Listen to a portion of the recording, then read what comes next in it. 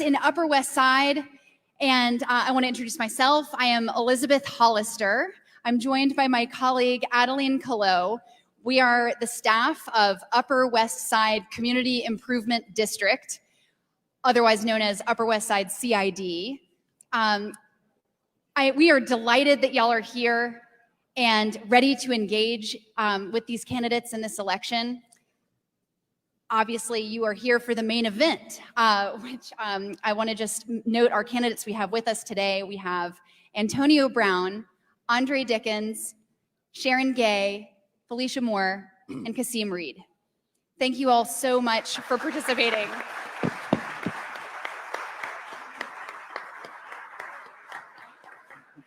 You will all hear much more from them in just a minute, but I want to take a moment to thank our hosts who have made tonight possible.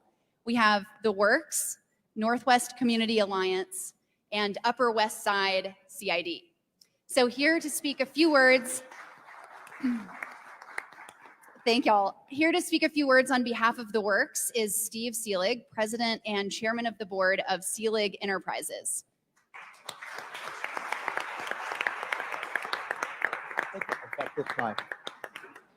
Can you hear me? Am I on? Yeah. I am on. Hey, we are honored to have all you here tonight, particularly honored to have this great stage here. I have some notes because I don't want to forget to thank all the right people and say the right things. So on behalf of Seelig Enterprises, I'd like to welcome you to The Works. I hope that this isn't the first trip for each of you. Seelig Enterprises is a 103-year-old family-owned real estate company consisting of office, retail, industrial, and residential, mostly in the city of Atlanta, and well over 100 acres here on the Upper West Side. We're honored to have all the candidates for mayor here with us today to share their visions of the future of Atlanta. I'd like to take just a minute to tell you a little bit about The Works, which is the brainchild, inspiration, and legacy of my son, Scott Seelig. Unfortunately, he died of cancer in October of 2017. He was 47 years old and was unable to realize the great success this project has become. But I know he would be so proud to see what's happening here now. At 80 acres, The Works is the largest development in the Upper West Side. In 2017, we began the conversion of over 50 industrial warehouse buildings into this vibrant new community called The Works. Today, The Works boasts 35 announced food and beverage providers, including Chattahoochee Food Works, which is right out the back door there, Dr. Scofflaw's Brewery, which is that way, and Fox Brothers Barbecue, which will be opening in a couple of weeks right across the way. We also have a whole bunch of retail tenants, such as Ballard Designs and Les Mons. We invite and encourage you to visit our food hall, which is going to be open right after this program. The Works is a legacy project for Seelig Enterprises and one that we have planned and developed with the intention of owning and operating it for a long time to come. We will not sell to some out-of-town investor. We believe in the future of the Upper West Side and the future of the city of Atlanta. We've invested not only in The Works, but also in the entire area through our strong support of the Upper West Side CID. Look, I know that we're going to be discussing important issues such as crime and taxes and education, but there's another mundane issue I just want to mention to you, which I'm sure everybody here will understand. Will you please fix the intersection of Chattahoochee Avenue and Howell Mill Road? We look forward to hearing from each candidate. Thank you.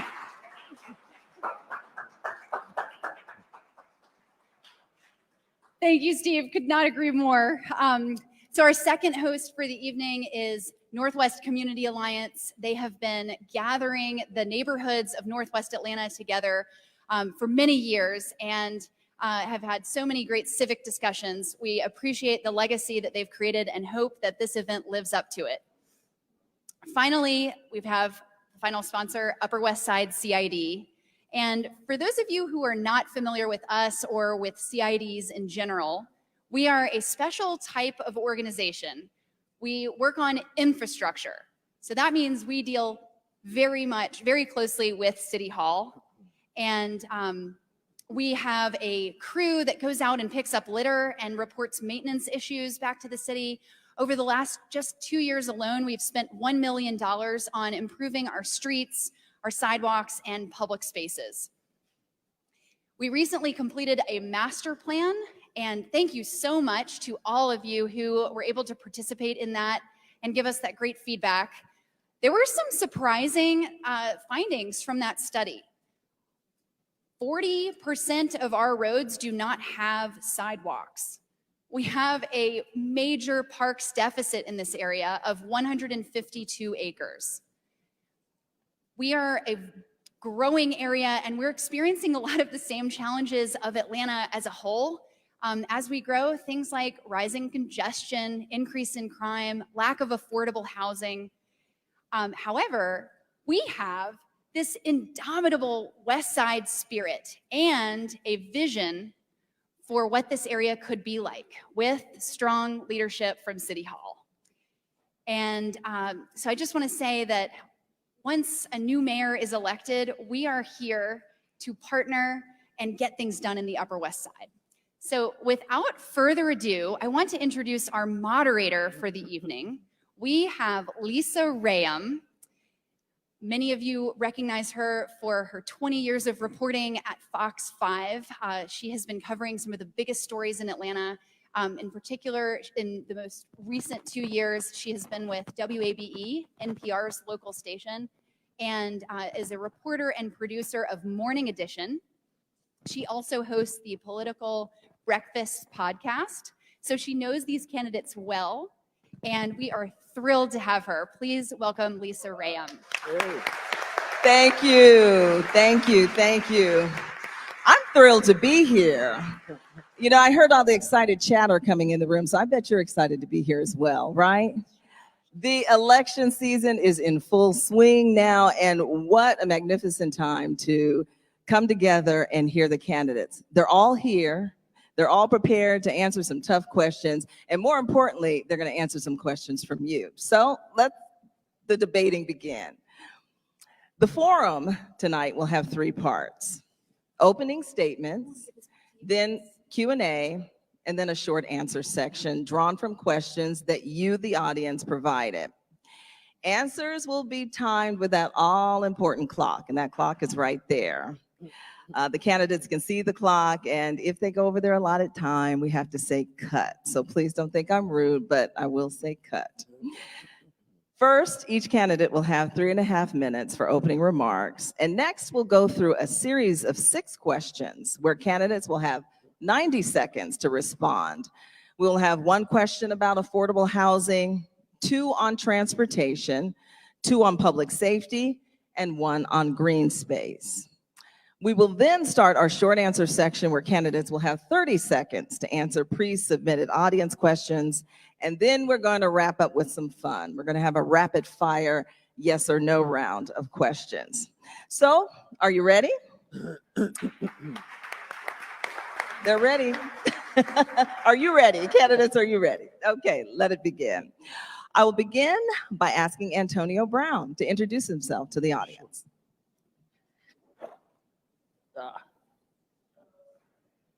First of all, thank you so much for having me here, and Lisa, thank you for moderating this into the West Side CID.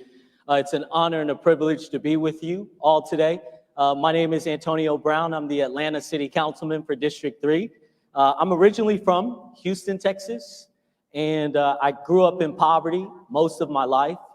My parents were in and out of prison. I dropped out of high school at the age of 15 to sack groceries to support my siblings.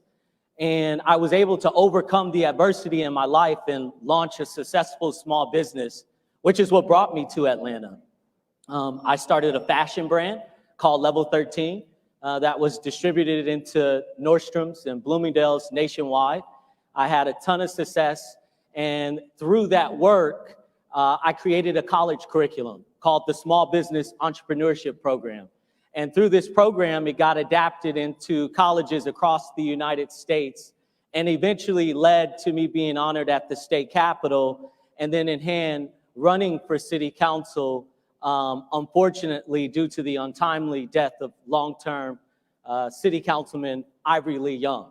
I've been on city council for 2 years, and as someone that's not from Atlanta and has only resided in Atlanta for the last 8 years, it's been an incredible opportunity for me to really understand and see how Atlanta operates, especially as an individual that didn't grow up in politics. I grew up as a Jehovah's Witness, so I came into the space of city council as pretty much a political outsider, seeking to affect change in communities in which I lived in Atlanta has seen be left behind. For the last 2 years on council, I've been able to pass some of the most comprehensive legislation on council with the support of my colleagues. Many of you in here that I see have taken advantage of some of those opportunities, like a community loan fund that supported credit disadvantaged small businesses in the city of Atlanta, as well as we passed unanimously a paper to reimagine public safety by studying to establish the Department of Public Safety and Wellness within City Council. And through this work, it's led me to run for mayor because I realized that Atlanta needs vision. We cannot continue to operate under reactive leadership. We need a mayor that's going to be proactive and has vision and drive to be able to move Atlanta forward. And I believe that I am that person, and my experience coming onto council has really been able to do some great things. I mean, I've been able to work alongside my council members to address some of the toughest issues we faced in this city, like living wage jobs and affordable housing. Right now we're battling with creating affordable housing while we're having conversations about density in the city of Atlanta. So we've been able to do some really incredible things. And for me, I think what is missing is we have to create an inclusive and thriving ecosystem that doesn't leave Atlantans behind. A system in which everyone can thrive and prosper in the city of Atlanta. So I'm running to be your next mayor, and I would hope for your support. And I appreciate the opportunity to be here with you all today. Thank you.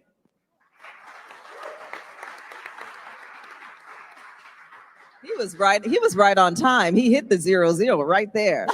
All right, we'll continue in alphabetical order. Andre Dickens, please introduce yourself to the audience. All right, good evening, everyone, and thank you for being here, and thank you all for having us here. And I am honored that I know this project of Scott Seelig very well, and thank you, Steve and family, for this opportunity. My name is Andre Dickens, and I'm running for mayor of the city of Atlanta. I was born here in Adamsville in Southwest Atlanta. You know, this working class neighborhood that right now gives you only a 4% chance of making it from poverty to prosperity. I grew up with a single mother, a union worker that worked for the phone company. Her biggest dream was for me to become the first person in my family, my whole generations, to go to college.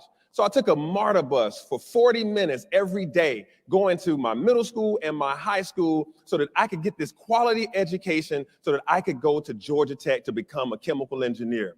I became an engineer and worked for major firms doing big projects and handling complex issues. And then I started my own business. My business headquarters was just 200 yards up the street here on Chattahoochee Avenue, where I grew that business to have 3 locations, 20 employees, multi-million-dollar business where I fed other families first, and then I fed my own after payroll every 2 weeks.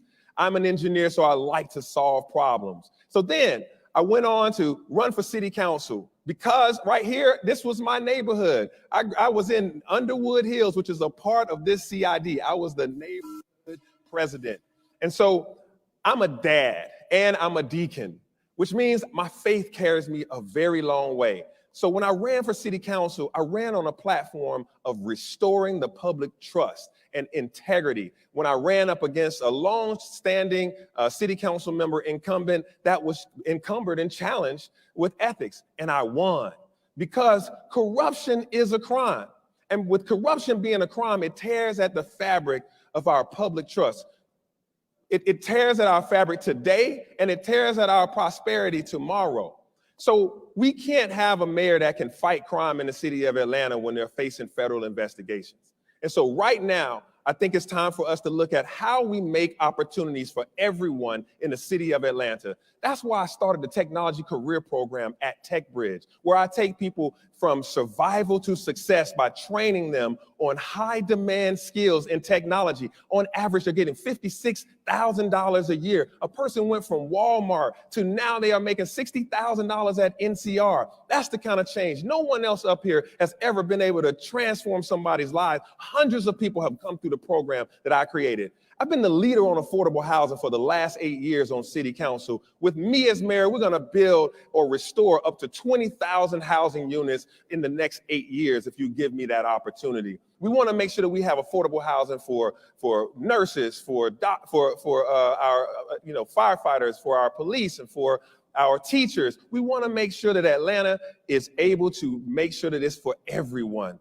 And so part of that is we can't have a prosperous Atlanta and an equitable Atlanta until we have a safe Atlanta. So we have to make sure that we get this crime under control. And I have a plan that's called the Safe Atlanta Plan. S10, I'll get to that under the public safety part of this. But one thing that we're going to do, we're going to debate a lot of things, but one thing that we can't debate is that we want to make sure we have an ethical, honest, and effective government, and I'll be your mayor, and I'll do that every single day. My name is Andre Dickens, and I pray that you allow me to be your mayor. Thank you.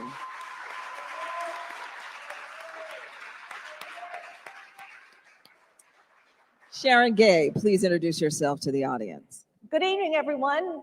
Good evening to the West Side CID, to the Northwest Community Alliance, which has provided great leadership for our city and great education for our city for many years. Thank you to the Seelig Company and the Seelig family for making this possible.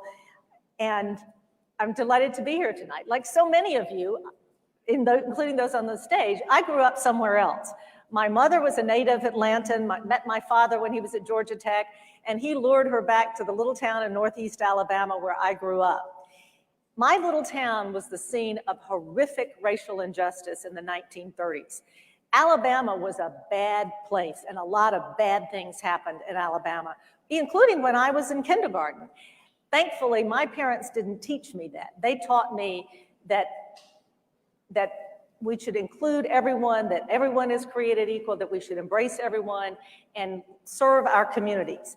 I watched how the civil rights movement and the women's movement used the law to create change. And I decided I wanted to go to law school and become a lawyer so I could do that and help the communities in which I lived.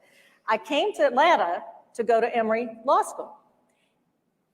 I fully intending to go to Washington, D.C., but I fell in love with Atlanta. We had elected these vibrant, exciting mayors, Maynard Jackson and Andrew Young. We had this inclusive, open economy. We had this vision. We looked toward the future, not the past, like the places where I had come from. And I decided here is where I want to be involved and make a difference. And I want to follow in the path that my family taught me to get involved in my community, to get involved in leadership roles, and help make things better. I've worked in city government. I had the privilege to work in the mayor's office to help the city get ready for the Olympics, which was a really exciting time to be in government. I have been for the last 20 years or so a lawyer in private practice, helping governments and businesses and neighborhoods work together to create new places, to create places where people like to go, places like Ponce City Market or Camp Creek Marketplace, places where people can shop and work and have fun with one another. I've helped create thousands of units of affordable housing in the projects I've worked on, including in many years with the Atlanta Housing Authority. I know how city government works. I know the business and civic sectors of our city. I know how to work with neighborhoods. What I see is that our city government is what holds us back. This part of town is a great example of how the public sector and the private sector and neighborhoods and business and civic leaders can work together to improve the infrastructure, to create parks, to create a better place. Our city government needs to catch up. It needs to be run effectively, efficiently, and ethically and equitably. And I want to bring the skills I have used in the private sector and the public sector for many years in order to make our government work, to deliver quality services, and most of all, to build healthy neighborhoods throughout our entire city. Take all those resources our city has to make sure that all of our neighborhoods give our kids an opportunity to grow up with a good education and a healthy, positive life so that they reach adulthood as productive Atlantans. Thank you very much. Thank you. Felicia Moore, please introduce yourself to the audience. Hello, everyone. I would love to thank CLEAG for this wonderful venue that you have here, the Upper West Side CID and the Northwest Community Alliance, all of which I'm very familiar with because I represented this district, District 9, for 5 terms. I started out as a neighborhood organization president.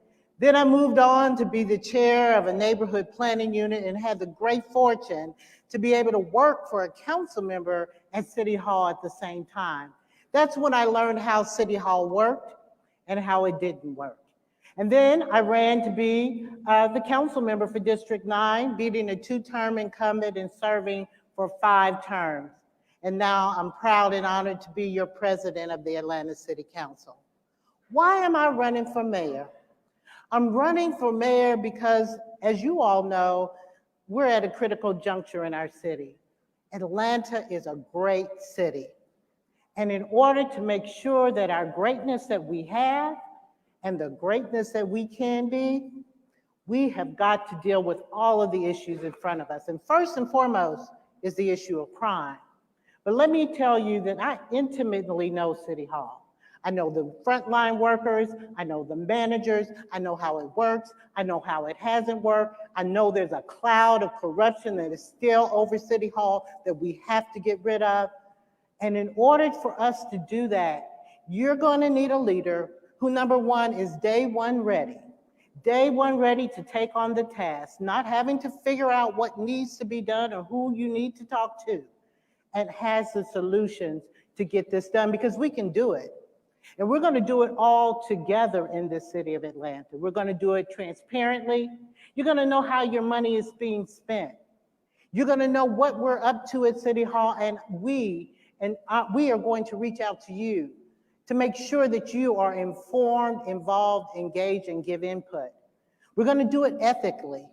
I have earned the public's trust over my years in service at City Hall and in the community. And we're going to do it with accountability. That's a big word. We're going to be accountable to you, the people we serve. And the people who serve you, elected officials, city employees, are going to be accountable for what they do and what they don't do. That is what we're going to have at City Hall. You need to ask yourself, that question I asked myself, what is Atlanta to me?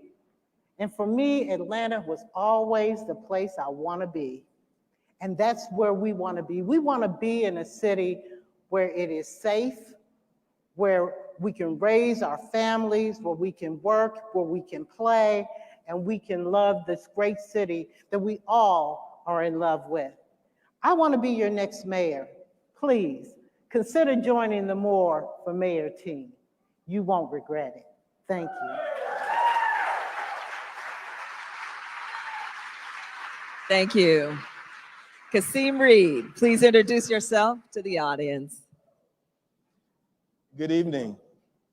My name is Kasim Reed, and I had the high honor of serving as the 59th mayor of the city. The other day I was thinking about it, and there was one of my predecessors, a great man named Ivan Allen, and in 1961, he started a conversation that helped shape the city that we live in tonight, when he said that our city was a special city, that was a city that was too busy to hate.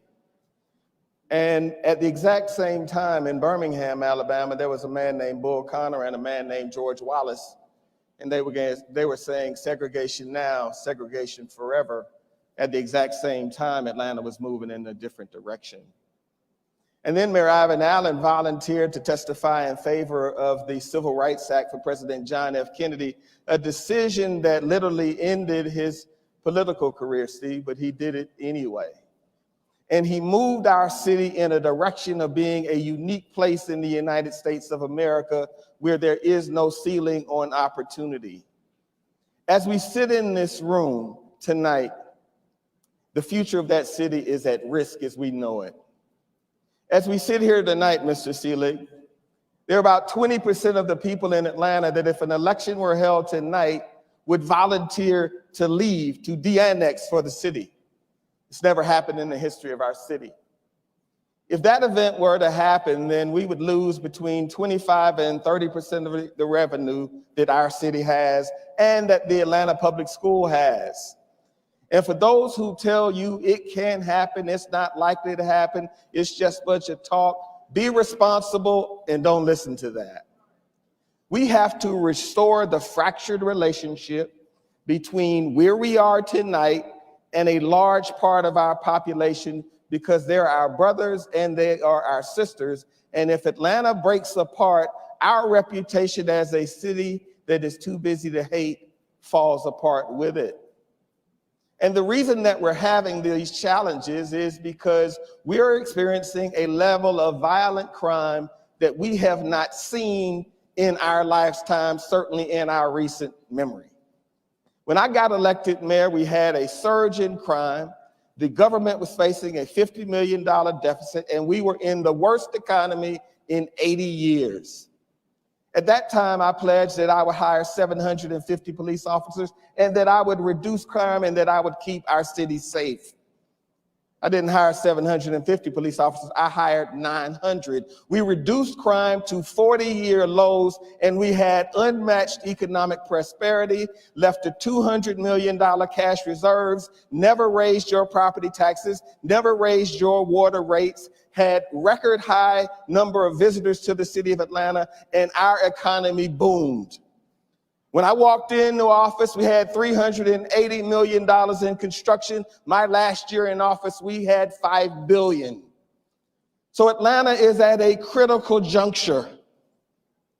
And that's the reason that I decided to run, because I believe that I have the skill set to take us through a very difficult time and to keep the people of Atlanta safe and to restore an economy that is vibrant and thriving. And so I need your help, because our city is worth it. And tonight I came to ask you to lend me your hand.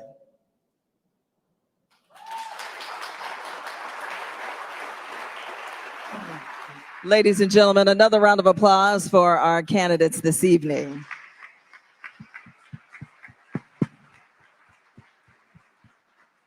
Now we begin with the Q&A portion of our forum.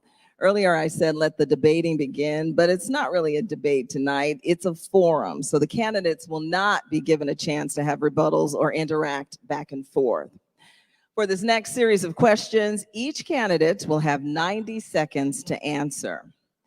This first question addresses affordable housing and will be asked of all the candidates. So candidates, this year, the Department of City Planning identified 877 acres of city-owned land on 490 parcels for potential affordable and workforce housing development. How would you geographically prioritize the land available for redevelopment, and what partners will you bring to the table to rapidly redevelop the municipal land into affordable housing? Mr. Reed, I'll begin with you.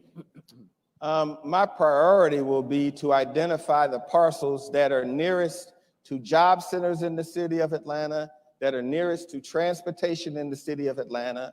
And the way that I would structure the transaction would be to provide the dirt to our leading real estate developers that would go through a competitive process to make sure that they wanted to participate in it. And so the way to fast tracking affordable housing in Atlanta is to do what has been done, which is to identify the real estate we own, but we also need to include the real estate that Invest Atlanta owns, the Atlanta Housing Authority owns, and the Atlanta Public School System owns. We then need a blue ribbon panel of developers who want to partner with us, and the city's investment will be the dirt, which is how you actually get affordable housing in a rapid fashion. The other thing that I would do is to audit all of the developments in the city of Atlanta where a promise of affordable housing was made. It's my sense that an awful lot of the units that were meant to be rented out for affordability are being rented at market rates. And so I would have an audit to find those units and to put ordinary working folks in them.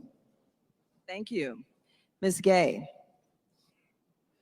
That acreage is a critically important part of our ability and our opportunity to make a substantial dent in the affordable housing needs of this city. I've worked in affordable housing for a number of years, both on the policy side and actually producing, and I have a lot of ideas about how to do this. The part that the Atlanta Housing Authority owns, that's a critical component of it. And the Atlanta Housing Authority is the entity that really needs to produce the housing affordable to people making the least. Almost nothing has been done by the Atlanta Housing Authority in the last 12 years. I would change that immediately. With regard to but with all of the property, whether owned by the housing authority or the city or another city entity, I would engage the neighborhoods. It is important to work with the neighborhoods to come up with a collective vision that is not just what I might want or a developer might want, but is actually what works in the neighborhood, that works within the transit infrastructure they have, the job infrastructure they have, the streets and roads they have. It might be that we need to invest some public money to build sidewalks, to build roads, to put in parks, to do things to make those new developments be healthy and fit in well with the neighborhood in which they exist. So to do that out of the context of the neighborhood would be short-sighted. But I think if we do those things, we will make a substantial dent in our deficit in affordable housing within a short period of time. Ms. Gay, thank you. Ms. Moore. So I believe your question was related to geographical prioritization, and I believe that we're going to have to look at all of it citywide. There's not an area that should not have affordable housing. That's first and foremost. And then secondly, we need to look at prioritizing what type of affordable housing we're doing. So Atlanta Housing Authority most certainly should be dealing with those at 50% or less immediate income, and we need to get them up and working. And the Land Bank Authority can also probably add to that land. But we need to make sure when we're looking at housing affordability, we're looking at it on the entire spectrum, that we're building for our unsheltered population with all of the different needs that they may have, as well as those up to and including workforce housing, so that our police officers, our firefighters, and our city workers can actually afford to live in the city that they work for. So I believe the prioritization should be done, and with a partnership. This is where we have that public-private partnership that can help us get these things on the ground and up out of the ground so people can be living affordably in our city. Thank you. Mr. Dickens. Yeah, working folks can't live in Atlanta anymore. And here's why. Since 2010, the cost of housing has increased by 50%, and incomes for working folks have only increased by 10%. So at some point, you can't afford housing anymore because the gap between what you earn and what costs you begin to be cost burden. Too many working class people are cost burden in our city because we've neglected them for over a decade. In 12 years, we have not built a single family residence that's affordable on AHA land. On Atlanta Housing Authority has not built in 12 years a single family resident. That's a shame. And so with me as your mayor, we're gonna build and restore 20,000 units of affordable housing over 8 years. We're gonna do a $150 million housing bond. We're gonna do $10 million a year in the general fund. And then we're gonna find a recurring revenue stream for $10 million that will come into the city's coffers so we can go for more affordable housing. Mixed income communities should be everywhere. It's not just one geographic location. We should have affordable housing everywhere. We don't want to be the next San Francisco. We don't want to have it where individuals can't afford to live in our city. We want to be able to have the janitor, the school teacher, the principal, and the superintendent all able to live in the community that they serve. I'm the best man for the job because I've been doing this for years with affordable housing developers, with landlords, with lawyers, as well as with the activists. I have their confidence, and I hope I have your confidence as well. Thank you. Mr. Brown. So I was the council member that authored the legislation to call for the Office of City Planning to look at the vacant city land, to look at ways that we could develop it. I've only been on council 2 years. You know, for starters, we have to stop being reactive in this city. We have to be proactive around affordable housing. We can easily take the land that the city owns and build affordable housing and create opportunities for small business developers in the city, where not everything has to go to big corporations to develop affordable housing. We need to create opportunities where we can, like President Moore stated, help the unsheltered population.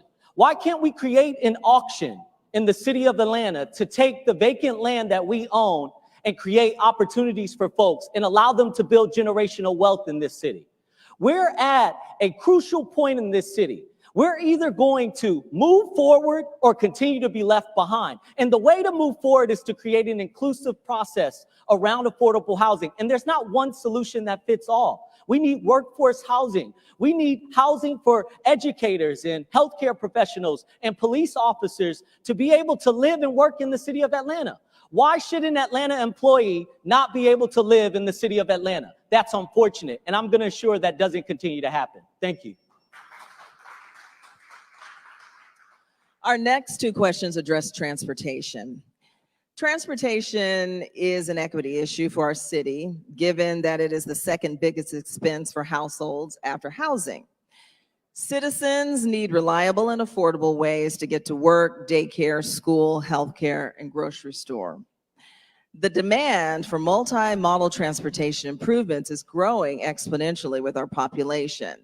And without bond or tax revenue, the city's transportation general fund budget is $53 million.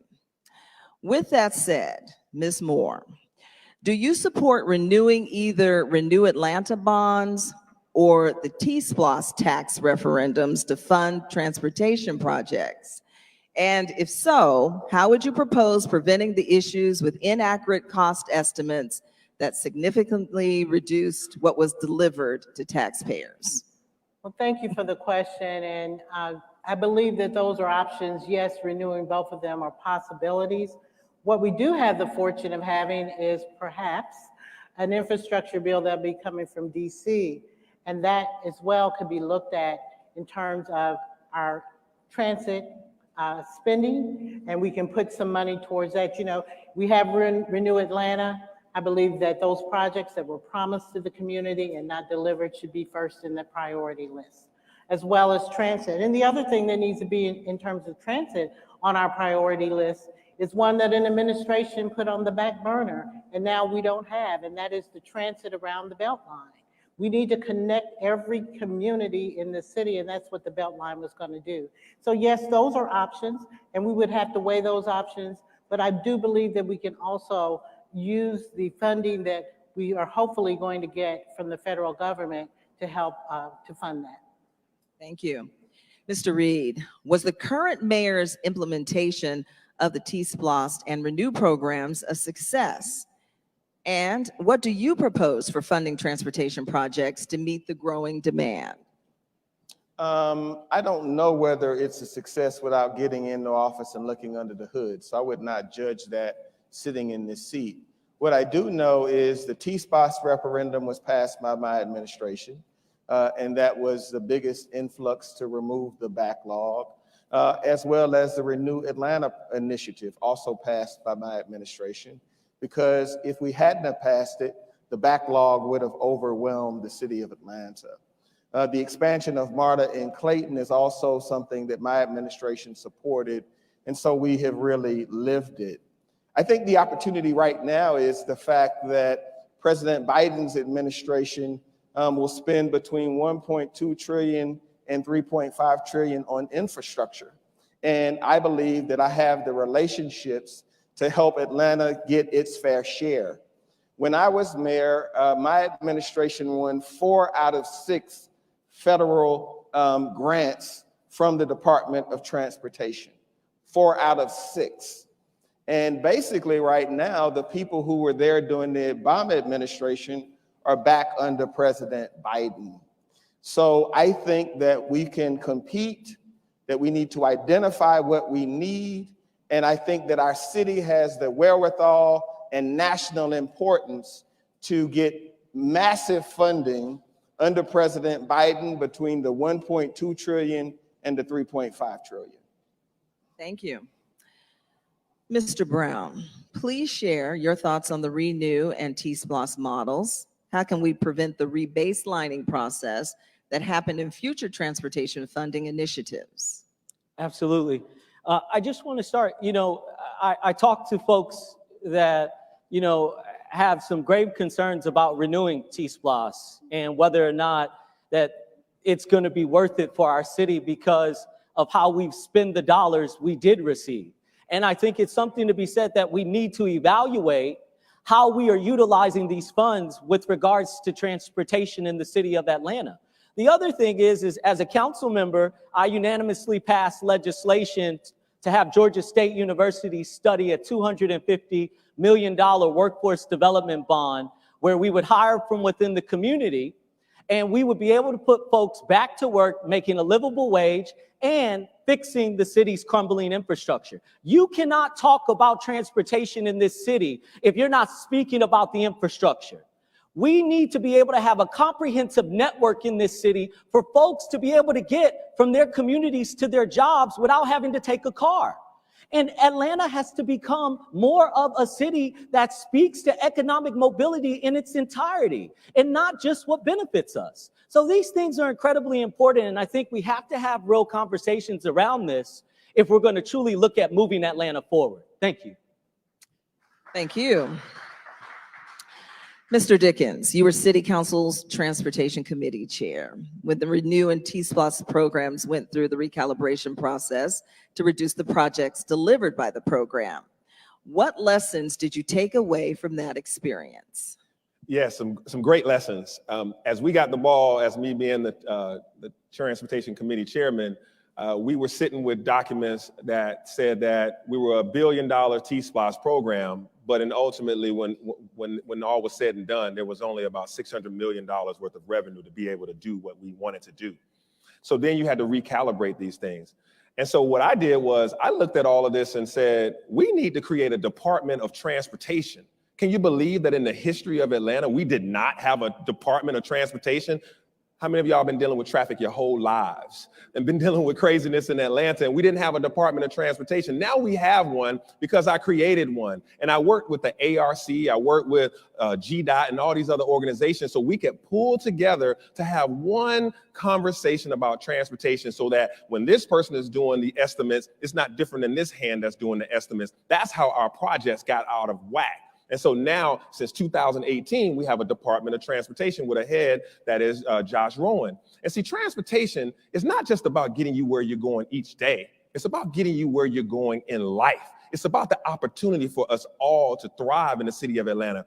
Most of us probably came here by car. Well, pretty soon, when we do this investment on the Beltline, we're going to be able to come to this on a transit system on the Beltline. So yes, we're going to go to Buttigieg, and yes, we're going to go to Biden and say, please give us our fair share so that we can do major projects in this city like the T-SPLOS 2.0 and putting rail on the Beltline and down the Campbellton Road. Thank you. Ms. Gay, how would you approach the Renew Atlanta and T-SPLOS programs? Are these programs the best strategy to fund large transportation projects over the next 4 years? I think they're incredibly valuable tools, but we, the public, have to trust that they're going to be used well. And right now, I'm not convinced that we could pass them today because we didn't deliver the projects on time. We didn't deliver the projects we said we were going to deliver. It took too long. It cost too much. It wasn't transparent. Nobody can figure out what's being built, what's not. And so we've got to, in order to ask the public to renew either or both of those programs, and they are important tools. We don't have a lot of tools in Georgia for local governments to use for transportation and transit. And so we need to take advantage of the tools they have, but we need to do it well, and we need to deliver on projects much faster, much more efficiently, and much more transparently than the city has done in recent years, or we can't ask the public to trust us. We also need to be an active partner with MARTA. We have a great transit system, and they know how to build and execute projects, but I would be a very active partner with MARTA to make sure that we were working together to maximize the dollars we have and the dollars I certainly hope we will get from the federal infrastructure program. But all the more reason that we need to be ready to know how to execute, deliver in an efficient, effective, transparent manner to actually make a difference in our actual transportation problems. Thank you. A little more history for you this evening. At least 2 fully funded city projects in this Upper West Side area have spent 5 years in the design process. Huff Road widening and Howe Mill Complete Street project.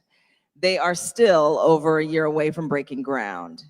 In addition, many of the mayor's action plan for safer streets, protected bike lane projects planned for a 2021 delivery are stuck in the pipeline. So, Mr. Dickens, you have a long time being a champion of creating an ATL DOT. What is your review of the organization now that it has been up and running for 2 years? And what will you do to ensure a faster delivery of capital projects if elected?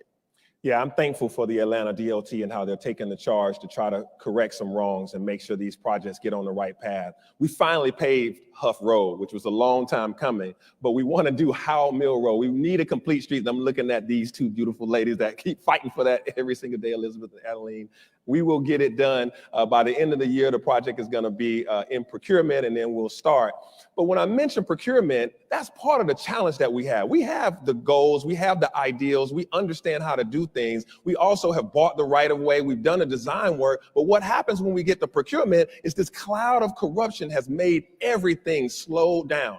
Every single project that we have goes from 4 months to get through procurement to 8 months, and then bids get thrown out, and then we have to do it over and over and over again.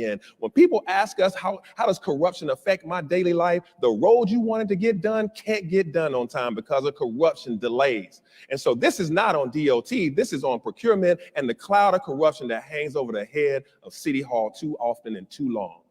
And so now we're getting it straight. That's why we're going to pave Cascade Road, not here, but I wanted you to know about it. Some of y'all are from Cascade. We're paving Cascade Road next pretty soon. We also got other streets like DeKalb Avenue, and this one, Howe Mill, the street that I've lived on and drove up and down for many, many years, is finally going to get done. It's a big project. It's going to be a complete street with sidewalks and bike lanes and everything. It is going to happen. And the lessons that we've learned is that you needed a captain at the top of the ship like an Atlanta DOT to get it done. Thank you. Ms. Morris, Council President, your role has required holding the mayoral administration accountable. How would you recommend Atlantans hold your administration accountable to delivering transportation projects on time? I'm going to stand up on this one.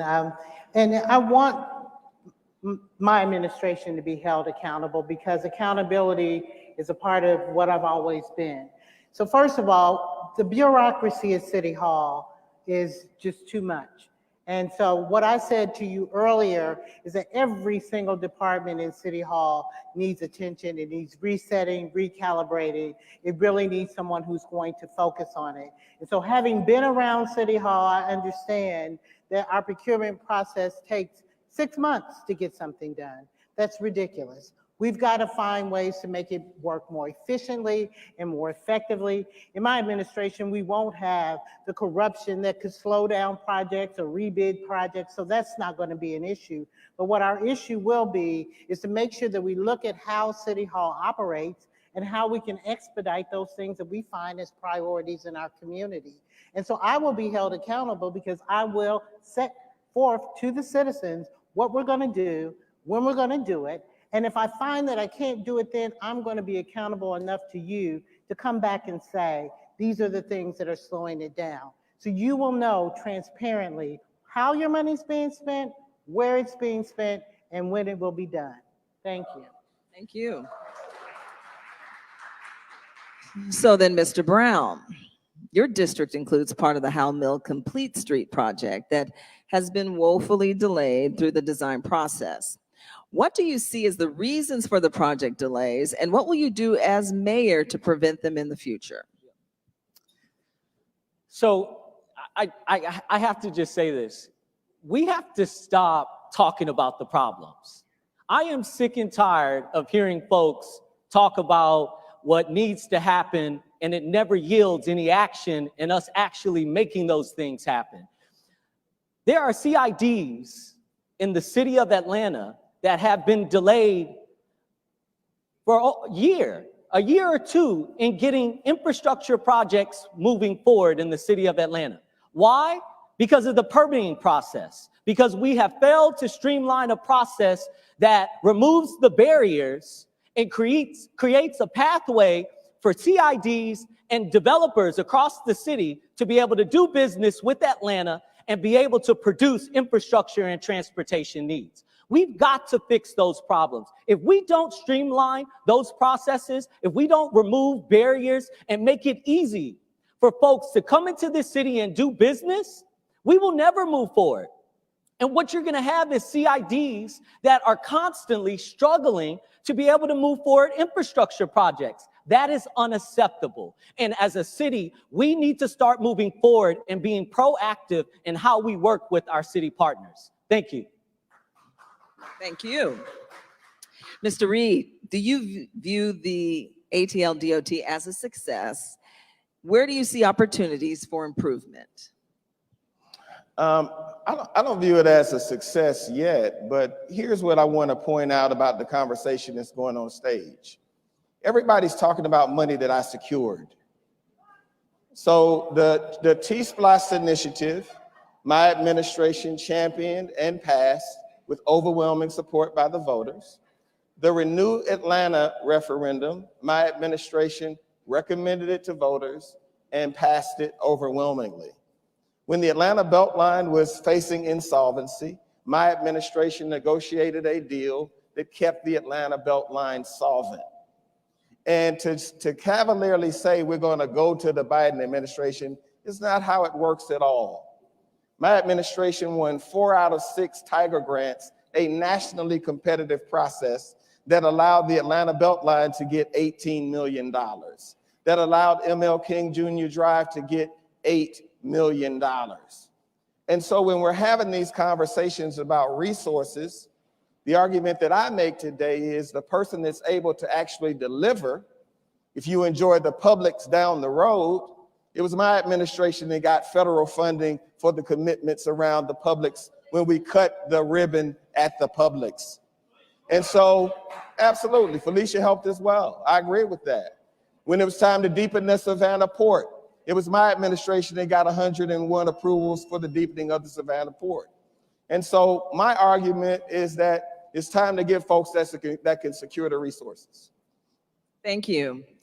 Ms. Gay, procurement for these city transportation projects takes months. How do we shorten the amount of time required to get under contract with planning, design, and construction firms?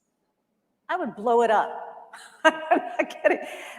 For too many years, we have had this sclerotic, slow-moving purchasing process that takes too long, has too much paper, is not in the modern era, doesn't rely on technology, and it discourages people from bidding because it is so cumbersome. I also agree with Councilmember Dickens that part of the problem that we don't get enough bidders is because they don't perceive the process as fair. It's not transparent, it's not fair. Contracts get held up for months, bids get held up for months, bids sit around, contracts sit around, nobody knows what's going on. We can't get enough work done if we don't have more bidders, and we don't have more bidders if we have such a weak process. So I would bring in outside experts. I would look quickly but thoroughly at the process.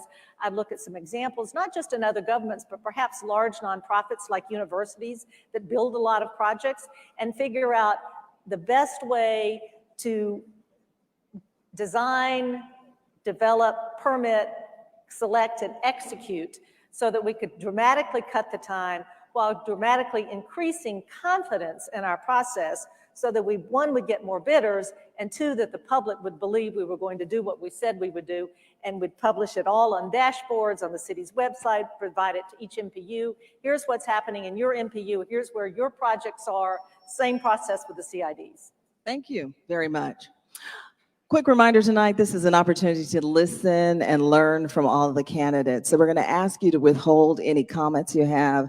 Let our candidates begin. Let our candidates finish their statement so that they can soak in, okay? Violent crime is up in Atlanta. Have you heard? Did you know that? The AJC reported in June that homicides were up 58% since the same time in 2020. Mr. Reed, what do you see as the cause of that uptick in violent crime, and how would you address it as mayor? My sense is one of the causes were people using the city as a playground during the COVID crisis. and then that behavior leaking into our community. In terms of resolving it, I believe that we need to hire 500 to 750 additional officers.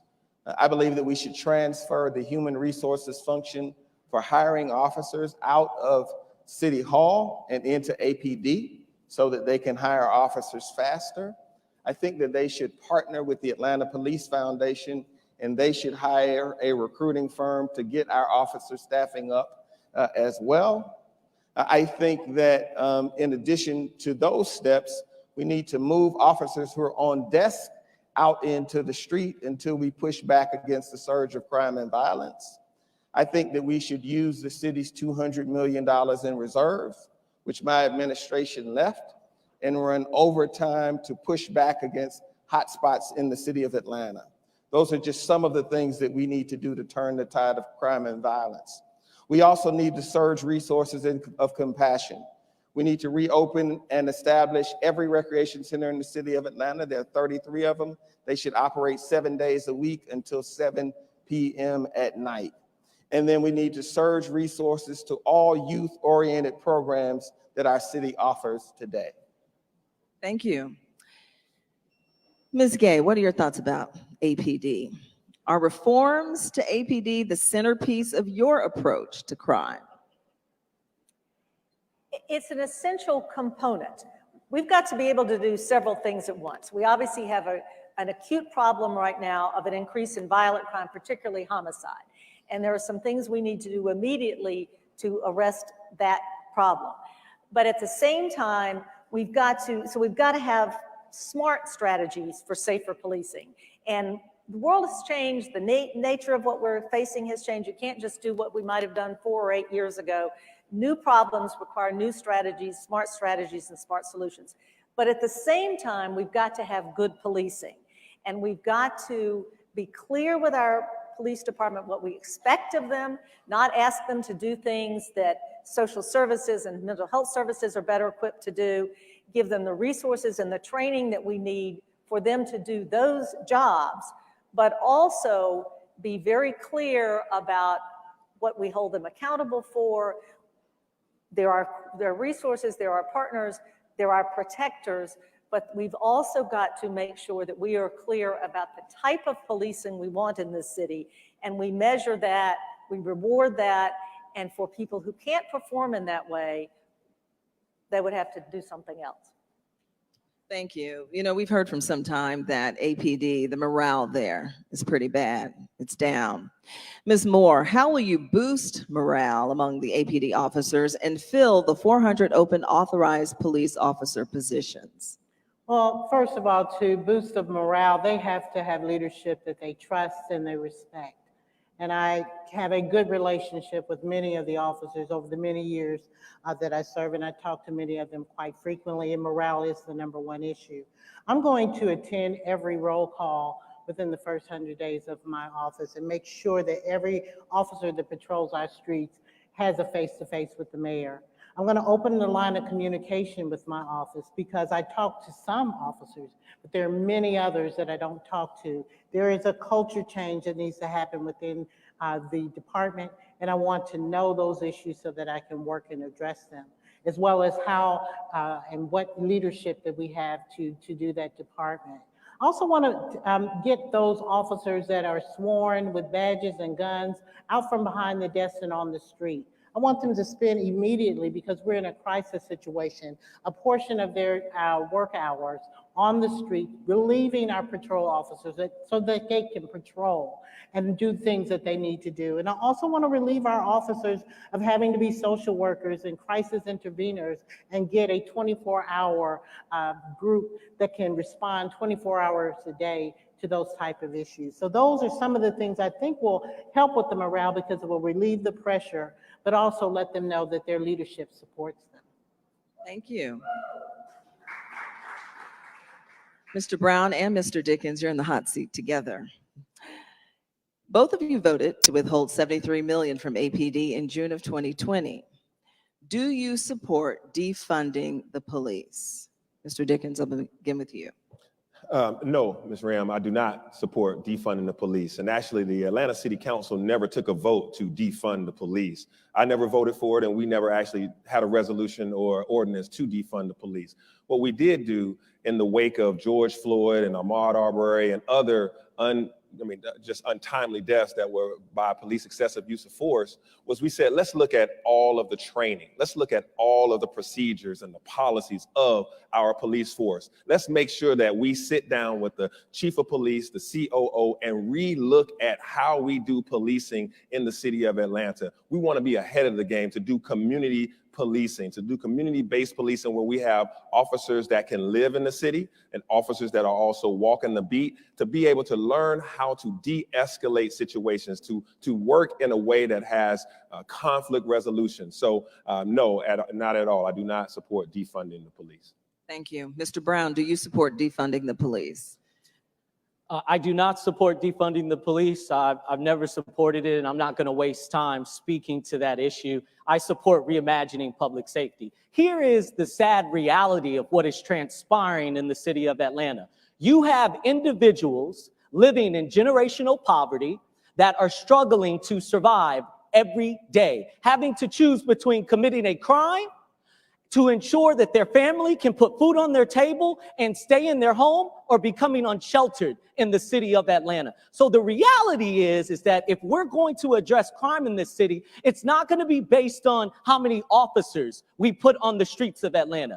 It's going to be based on us addressing the root cause of generational poverty that is leading to the crime that we see in this city. I instituted as a council member the first community policing unit on MLK and Lowry in one of the most high-ridden crime areas of Atlanta. We were able to, through the leadership of Chief Shields, to reduce crime by 57% in 4 months. We discontinued the program because it wasn't mandated and budgeted within the city of Atlanta. We will mandate and budget it. Community policing in this city. Officers will get out of their cars and work with the residents to rebuild trust so we can bring community together and we can all thrive and prosper. There is no reason why anyone should have to die in this city at the hands of law enforcement. None.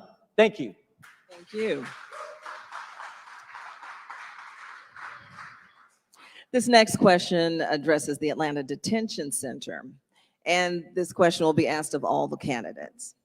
Mayor Bottoms announced her intentions to close the Atlanta City Detention Center 2 years ago. She has not received the support of council to turn 500,000 square foot facility in the heart of downtown into a hub for residents to receive support services. The question for the candidates is, will you continue in her footsteps to close the jail? Why or why not? Ms. Gay, will begin with you. I would not. I would not proceed. I would proceed differently. We have a humane housing crisis at the Fulton County Jail. Fulton County Jail has been overcrowded for years. It has been under court order to improve the conditions.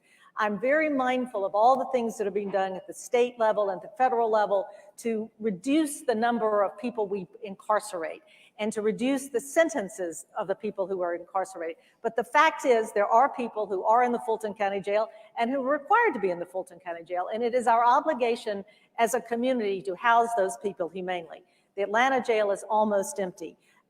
Right now, that crisis can be averted by partnering with our partner, Fulton County, to house people in that jail. As people are arrested, we need to be very clear about figuring out people who don't need to be in jail, who need addiction treatment or mental health treatment, make sure they're diverted to the programs that would help them. But we also need to be realistic about partnering with the county to make sure that our criminal justice system as a whole works well. The other problem is if you close the city jail, you don't have any place to process the people who are arrested for violating city ordinances, which could make policing some of these hot spots and addressing some of our city issues actually harder. So I would follow the recommendations of Sheriff Labatt. Thank you. Mr. Brown, will you close the jail? Why or why not? Well, if you're looking for something that's going to differentiate you with candidates, I do support closing the jail. I support the fact that we should be able, even through closing the jail, find a place of compromise with Fulton County, with some of our neighboring partners, to be able to create a center for equity and wellness. I truly believe that. Why? Because my mom was incarcerated when I was 12 years old. And she came out of the criminal justice system. And what happened? There were no resources and opportunities for her. So she committed recidivism. She found herself in a cycle of recidivism where she was continuously in and out of prison. We can use ACDC to be a place where folks from Fulton County that have committed low-level offenses can be matriculated through ACDC and be able to readapt back into society. There's ways to house the unsheltered population within ACDC. We need beds right now. The barriers for entry with private beds in the city of Atlanta are so high. The rise in the unsheltered population continues to grow because there's nowhere for them to go because they can't get into the shelters in the city of Atlanta. Why can't we use ACDC in an equitable way while still supporting Fulton County and being able to take care of the city of Atlanta? So I hope you all support me in the fact that we definitely need to reimagine ACDC and not continue to waste taxpayer dollars when there's low-level entry into the facility. Thank you. Thank you. Mr. Reed, would you continue in Mayor Bottom's footsteps? Why or why not in closing the jail? I will keep the jail open. It should not be closed, and we should not have announced that it was closing in the middle of a global pandemic and a surge in crime. Atlanta has about 500 to 600 repeat offenders. These aren't people who made mistakes or tripped up. These are people who have 10, 20, 30, 40, 50 felony convictions. Those individuals have made a decision to live a life of crime. We need the capability when they commit crime to remove them from our community and try to find them help. I also think that we should be partnering with Sheriff Pat Labat and cooperating to give additional bed space to the Fulton County Sheriff's Office. Another point I would make is this. When you lead a global city that has a reputation for leading in civil and human rights, an event in Minneapolis or in Dallas, Texas, or Baton Rouge can create a situation where you have 10,000 people who are protesting in your downtown. Some of those individuals, a very small number, do not have good intentions. You need a jail facility to manage, and you need to have that kind of capability. I also think that it sends a terrible message to criminals that the Fulton County Jail is absolutely full and that the city's jail is closed. It makes them believe that they can get away with anything. Thank you. Ms. Moore, would you continue in Mayor Bottom's footsteps to close the jail? Why or why not? I would not continue in her footsteps, and the reason why, and there are many, but the first and foremost is I would not like to see those who are protesting in our streets have to have a state charge and go to Fulton County Jail because we don't have a city jail that we can hold them on municipal offenses and keep their records clean. But the real reason why is because there's a tale of two jails. I visited both of them. You go to the Fulton County Jail, it's cramped, it's outdated, it's functionally obsolete. You have people sleeping on the floor. It brought me to tears to see the cells that those that are mentally ill are being held in. That is not where they should be. And then you go to our city jail and the kitchen, all of the facilities work. It's wide open, it's spacious, there are clean showers, there are toilets, there are spaces where they can have and live and breathe, and particularly in a COVID environment. We have to do this humanely. People should not be kept in that condition. And the sooner that we can work with our Fulton County partners to open up the facility so people can be treated humanely before they have an opportunity to go to court and you have to live in inhumane conditions, that is not the city that we are. And so no, I would not close the city jail, and I will work with Fulton County. Mr. Dickens, would you close the jail? Why or why not? No, I would not close the city jail. Right now, we are in a crime wave, and it is a crime wave that we have to use all the tools at our disposal right now. As stated, Fulton County Jail is overcrowded, and Sheriff Labat has asked us to allow him 500 beds in our ACDC city facility. We should allow that because this is a human rights crisis, actually. When people are stacked on top of each other, sleeping in hallways, we need to be able to use our ACDC as a relief valve for that purposes. We are in the middle of a crime spike, so we need to use these tools. And me as mayor, I'll make sure that this is just a crime spike and not the new normal. And that is what people are concerned about. And we have to look at this as a whole criminal justice system. Because if you're sitting in jail, that means you have not been adjudicated. You have not been before a judge. You haven't been before a judge, and you have not gone on to prison or be set free. So this problem is being able to have relationships and intentionality about how we get all the people throughout the process on the same page for us to be able to deal with these problems. So I have a plan, and you can visit that at safestreetsatlanta.com. My S is for surge, to make sure that we hire more officers right now. The A is to be able to arrest these gang leaders that are preying on our children and on our communities. The F is to set up a strike force to be able to get these illegal guns out of the streets. And the E is to basically empower community-based policing. Thank you. Our next question will address green space. All of our candidates will answer the same question. With rising land costs and a growing population, finding new land for parks presents a challenge in Atlanta. Trust for Public Land identified schoolyards as one such opportunity to open recreational land. Unfortunately, the Upper West Side has no school property to help address its 152-acre park deficit. Candidates, please incorporate the following 3 bullet points into your answer. To ensure all Atlantans are within a 10-mile walk of a park, what direction will you give the Parks Department to find new land and create additional green space? How will you incentivize siloed city departments to share the municipal land with the Parks Department to reduce the green space deficit?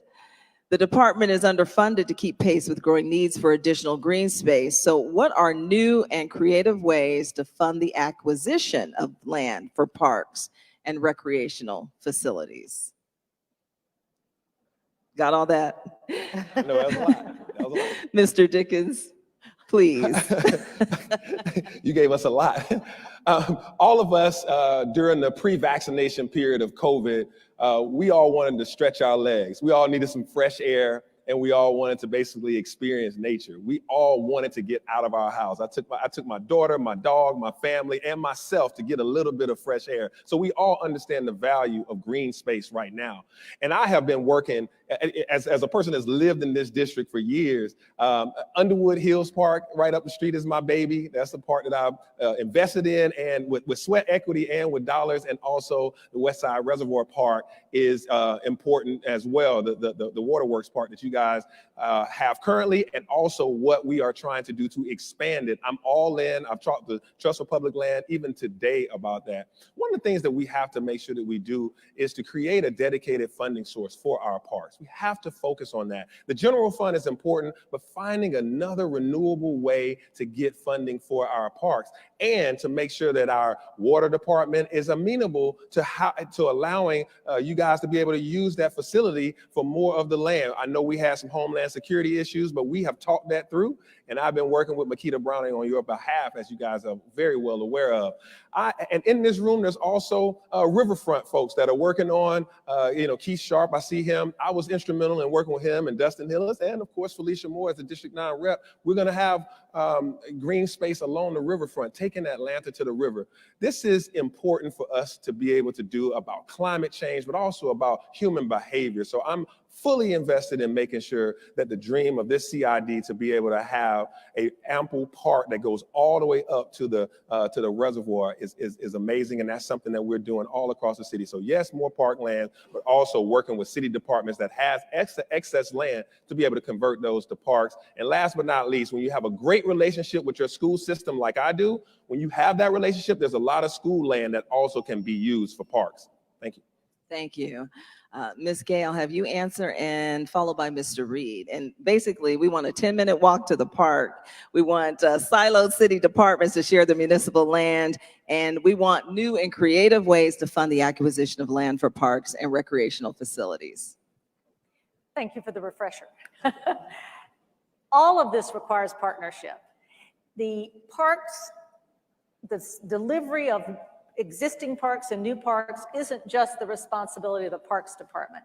They operate and manage, but in order for us to achieve the vision that's in Atlanta city design, the vision that so many of our neighborhoods have about having greater park space, the vision that our Riverkeeper and other organizations have to really make our streams and rivers vital parts of our experience in nature, which as we all became more aware of during COVID, we need to have broader partnerships both within the city government and outside. That would have to be something that would have to be driven by a mayor with the vision to make that happen. It can't just be up to the Parks Department. Watershed plays a critical role. There are public safety components to parks and where you put them and how you position them. We would really need to use all of the resources across city government, working with a vision that comes from the top to make sure we effectively use and maximize the space that the city has, not only to acquire new green space, but to take care of what we've got. Private-public partnerships are critical here with our CIDs, West Side being an example, also with all of the Park Pride and Beltline and all the organizations that exist out there, the Trust for Public Land, who are very interested in helping the city acquire new land, program it correctly, maintain it correctly. Funding is always going to be a challenge. I think it is important to have a dedicated source that you know and can track that it's going for parks acquisition and design and maintenance. There are several different ways to go about that, but I think that's an important credibility measure. It also shows our private partners that we're serious and that we have resources. But it's got to be done more broadly than just one little department. Thank you. Mr. Reed. I think to achieve the goal of a park within a 10-minute walk, first we need to go to the acres that the city of Atlanta owns first and have conversations with neighborhoods to see, can we access the land that we already have that's within our bosom, and then partner to make that a park. The second thing that I think we should do is to meet more aggressively with Atlanta's water department that has access to land that is usable and that can be converted the way that we did with the Rodney Cook Park, which was launched in my administration and we recently cut the ribbon on. We were able to use funds from the Atlanta Water Department to help make that park possible so that private philanthropy could come and meet the city's commitment.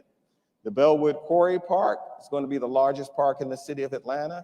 My administration also launched that effort as well. It will have tremendous impact on this part of the city. I also believe that we should be very aggressive about pursuing the expansion and cleaning of the Proctor Creek Riverway with our federal partners. Because of the amount of federal funds that are available right now, we should aggressively be going after funding to beautify and make Proctor Creek available for all citizens in the city of Atlanta to use. Finally, I would just point out that the Trust for Public Land at the end of my second term pointed out that we had the largest amount of park expansion during the 8 years that I was mayor of our city than we had during the previous 30 years. Thank you. Ms. Moore. Yes, so first of all, we talked about all of the city property, the 400 acres that we can build for housing. We need to set policy that a portion of that property, when we build that affordable housing, is for parks. And then we need to look at the other 400 to see where we can make green space available. You asked for a unique idea, and I'm the only council member that I know of that has taken property that was formerly in the Land Bank Authority, slated for development, and turned it into a beautiful Jenny Drake Park, which is walkable. It's right in the middle of the community, so I can walk now. Now that I've moved into the historic Collier Heights, shout out to them, I can walk less than 10 minutes to that park with trails and all of that. And how did we fund it? We funded it piece by piece with cooperation from our private partners, from nonprofits and others, and just sweat equity from the neighbors in the community. And so we can do this on vacant properties and vacant lands and have pocket parks in communities that people can access and get to. Thank you. Now a little fun here. We're going to kick off the short answer portion of our forum. We have consolidated the questions pre-submitted by you people here in our audience. Each candidate has a little whiteboard sitting next to them. Can you pull it up? And you have a little black dry erase marker, I think, and a little eraser too. They're going back to school. Each candidate will have a minute to answer each of the next 4 questions. A minute? So, it was 30 seconds. Now we're giving you a minute. Some of them start with yes or no questions that we ask you to explain. So the candidates don't have a chance to change their answers based on what others say. You know, that happened in school, didn't it? Please take a minute to write down your answer on the whiteboard, and we'll call on you. Okay? Affordable housing. Do you support the allowance of greater density in a single-family zone districts, including R1 to R3? Yes or no on your whiteboard.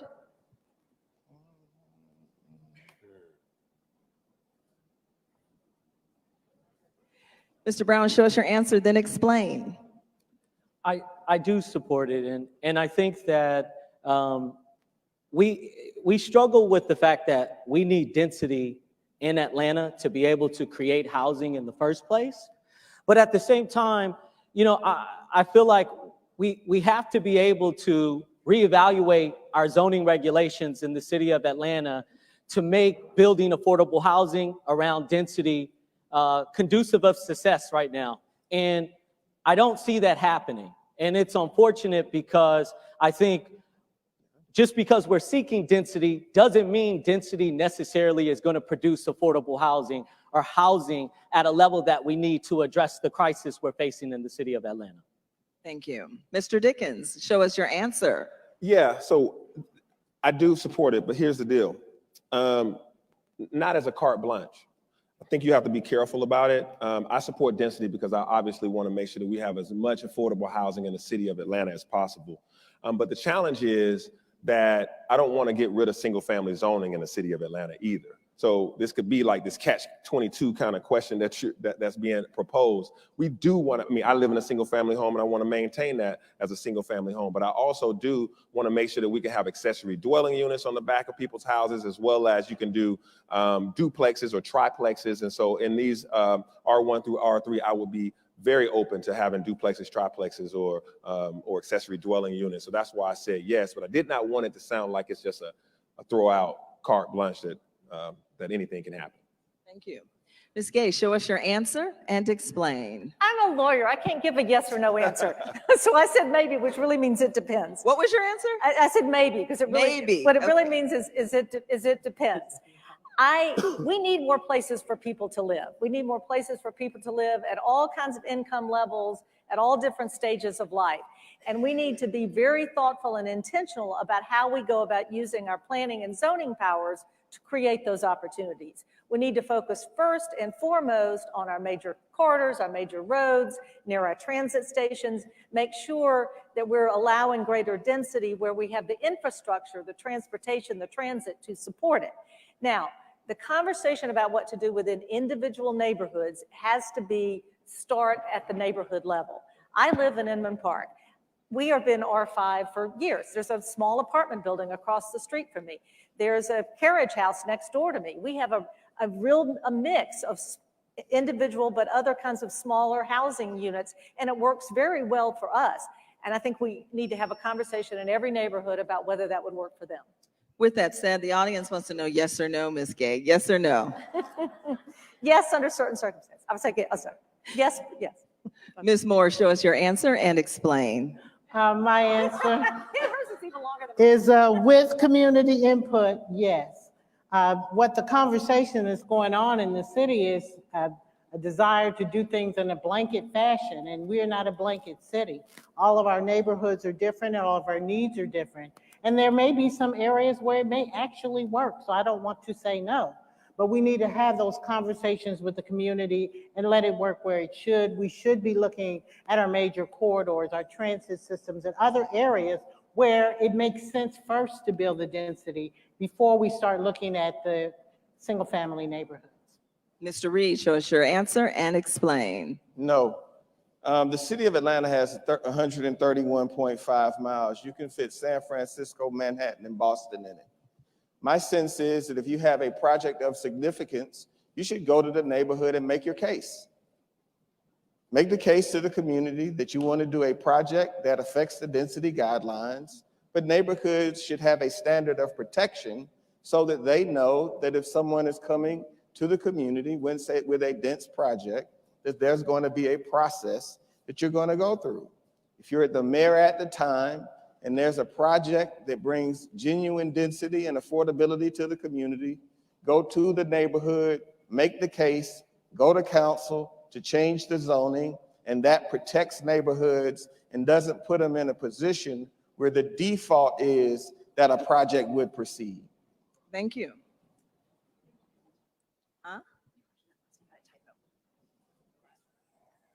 This next question does not require your whiteboard, and it has to do with transportation. Our MARTA heavy rail network hasn't been expanded since 1996, and the streetcar was completed in 2014. What types of transit do you think we should be investing in to improve transit accessibility in Atlanta?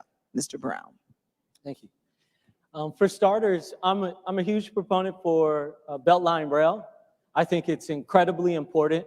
I think that as the Beltline continues to develop throughout Atlanta, especially our low-income communities, I believe the rail is something that's going to be critical to their mobility and their ability to get to and from work. So I think we have to invest in rail, whether that's light rail or whatever we choose to do with that regards. I think we have to, and this may be an unpopular response, but you know, I still don't understand what our streetcar does. It just goes straight in a line, and I just don't get it. And we've put tens of millions of dollars into it. I think we have we have to stop funding these projects that are not conducive of success within our communities and for our residents. And we have to be able to truly create mobility for all of our residents, not just the select few that live in communities that are thriving and prospering, that have transportation next door to them.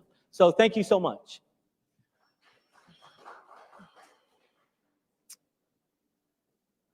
In all fairness, I need to re-ask that question. Sure. It's a word game here, but do you think we should be investing in transit to improve accessibility in Atlanta? Absolutely. You, please. I mean, that was my fault, so please no, it's address okay. the question. You gave me another opportunity to speak to the people.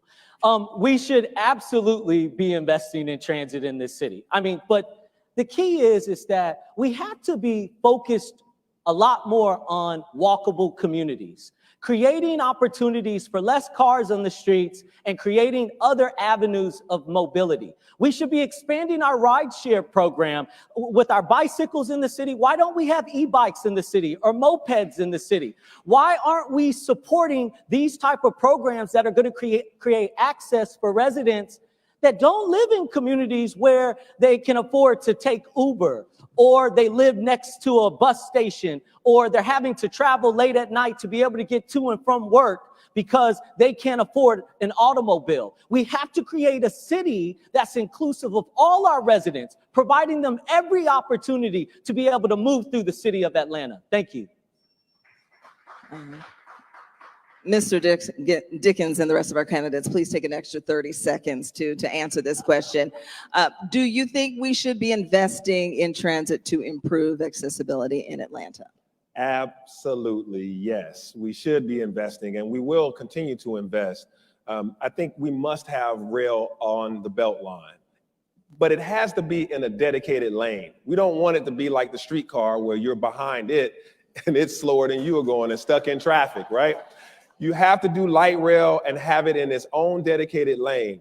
I envision a day where those seniors that I've helped be able to get their roofs repaired and get their HVAC repaired over there on the west side of the Beltline. Those seniors are now able to live in place. I envision a day where they can get on a train get on this train on the west side and make their way to Pond City Market that they always tell me. That's the old Sears when I take them on their senior walk. So accessibility is going to be key when we talk about transportation, infrastructure, and investment. And so creating that on the Beltline. And last but not least, I added the Greenbrier Mall extension to get from along Campbellton Road. We're going to do light rail because the folks that live down on Campbellton Road have the longest bus route to get to a transit station. So when we talk about getting people to where they're going in life, these people are losing 30 or 40 more minutes of life just to get to work downtown each day. So if we put them in a transit system instead of on a bus that makes multiple stops, we will save a lot of their time and they'll have more accessibility so they can enjoy life and thrive. So yes, I want to double down on investments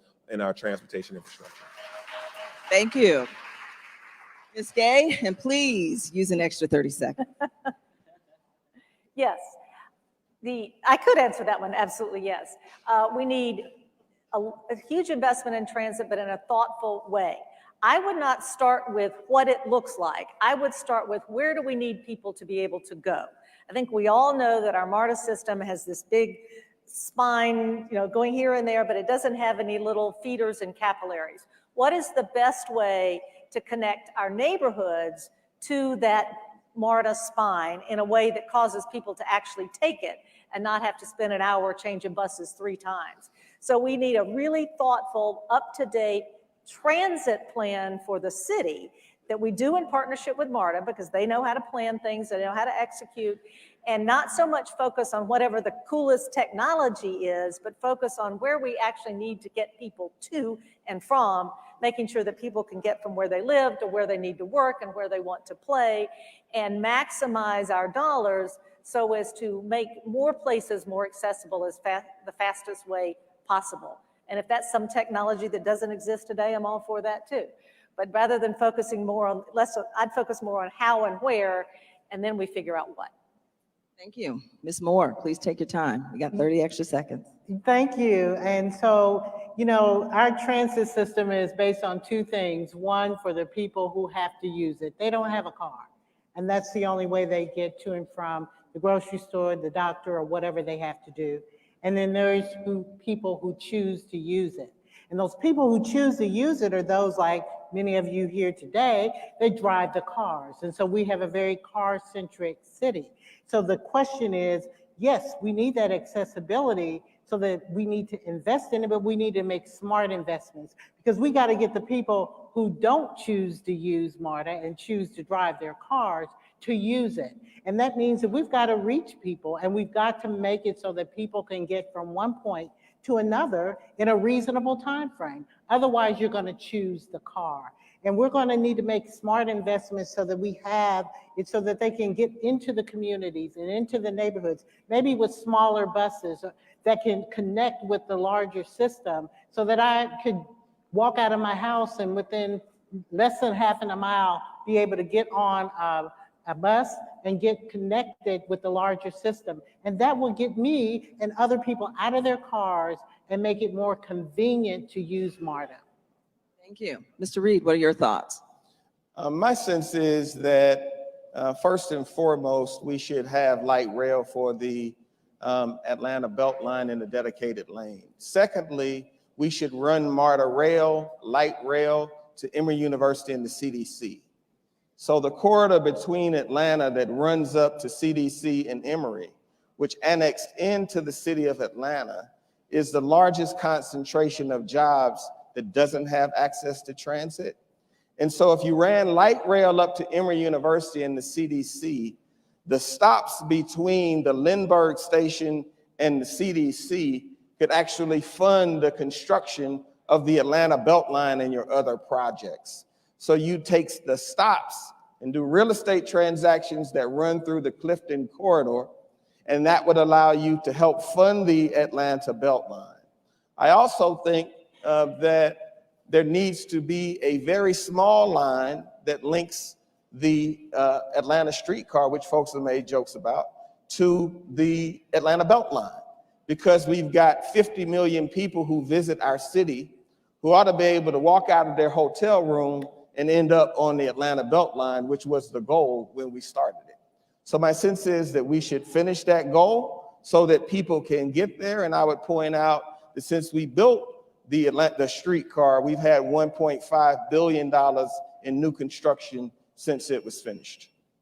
Thank you. Our next topic, economic mobility.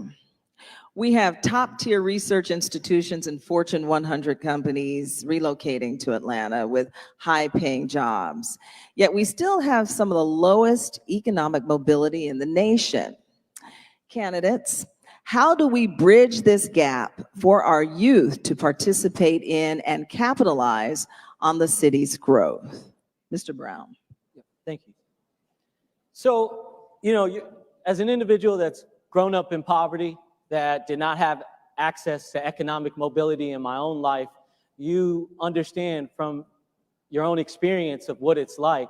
And, I created a $250 million workforce development bond that we're currently studying right now that would create career trades and teach folks jobs that are going to be long-term and sustainable, paying a livable wage, $20 an hour plus health insurance. So we'll be able to put folks back to work while we're fixing the city's crumbling infrastructure. But these jobs are going to be easily accessible without barriers for entry.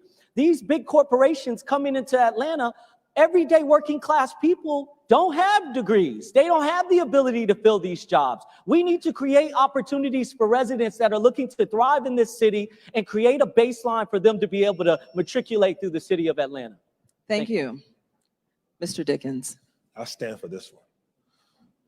In the city of Atlanta, we need to have balanced economic growth. We've learned how to attract headquarters and hubs to the city of Atlanta. We got them coming. They love this city. But what we haven't been able to do is get balanced growth. I asked the president of Microsoft when we sat down in closed session, I said, I don't care how many buildings people build in Atlanta. I want to know how much Atlanta is going to be in your building. Are you going to allow our folks to get trained to work in these buildings, in these facilities? Are you going to allow contractors from the city of Atlanta to build these buildings? Are you going to allow an equity position in some of the great thoughtware that comes out of these businesses? That's Microsoft, that's Airbnb. This is what I do every day as the chief development officer at TechBridge. Every day I talk to a CIO, a CTO, a CEO about how to take people from poverty to prosperity. We cannot have a tale of two cities, and with me on the watch, you'll have somebody that'll hold corporations accountable for building out this city of Atlanta in a balanced way. Thank you. Ms. Gay. Part of the reason we're attracting these exciting new jobs, like the Microsoft jobs, like all the new things are coming into our city, is we do have an incredibly diverse, well-educated workforce because we've got all these great colleges and universities, and particularly our HBCUs. We've got a workforce unlike just about anything else any other city can offer. But we have a whole group of folks who, as everybody has said, aren't qualified for those jobs. You've got to start way sooner to help those folks. You can't just put them in a training program when they're 20 years old and expect them to get where they need to get. This is where the Healthy Neighborhood strategy comes in. We have got to do to scale what we've done in some neighborhoods like Centennial Park and like Eastlake, and build a whole infrastructure, build community partners and community quarterbacks so that we can have the kids who grow up in those neighborhoods have the resources they need so that they have healthy families, healthy communities, healthy schools, so that when they're 18, they are able to compete for those jobs. Thank you. Ms. Moore. Could I get you to read the question again? I just want to make sure I'm answering your question. How do we bridge this gap for our youth to participate in and capitalize on the city's growth? So our youth and how that we get them to participate. First of all, we have a real partnership with our Atlanta public school system. And I'm not saying just in words, but in deed, where we look at our more vulnerable communities and match them with our recreation centers so kids can have after school programs, maybe get a meal, and then they can do some recreation. But we can also provide STEM training and other mentoring and other activities with our nonprofit partners so that we can build up the kids in our community. And then when we have a major corporation like a Microsoft and others who come to the city, we go first to them about a community benefits agreement, an agreement between them and what they will do and how they will benefit our community, how we can incorporate those in our more vulnerable communities in what they do and how they can invest in helping us to get there. You know, Atlanta is only as strong as its weakest link, and we have many of our neighborhoods that have been weak linked for too long, and that's because we haven't spent that investment. Thank you. Mr. Reed. I'm going to establish a Mayor's Jobs Council and provide every young person in Atlanta who wants a job with one between the ages of 13 and 18. So I'm going to lobby the corporate community to help us stand up that jobs initiative. They've done it in the city of Boston. They've done it in Washington, D.C. for a very long time. I believe when a young person with Get Up and Go comes to their summer months, we ought to have a job for them for 6 weeks' time. During the midst of the Great Recession, I worked with Ed Baker, and he and I would sit in a room, and we got corporations in Atlanta to hire 14,000 people. It was called One Atlanta. We need that same kind of investment in our teenagers and in our young people. Young people like the Water Boys that have been at intersections. If I'm fortunate enough to be mayor, we're no longer going to allow that to occur, but I am going to go to council and ask to allow those young men to have a contract to provide water with the city and to raise $2 million to pay for it. Thank you. This next question requires that all-important whiteboard, and it's about administration. And ladies, it's yes or no. Yes or no. Do you support the Buckhead City movement? That's a tough question. Do you support the Buckhead City movement? Gentlemen, yes or no? All right, I'm done. Answer that.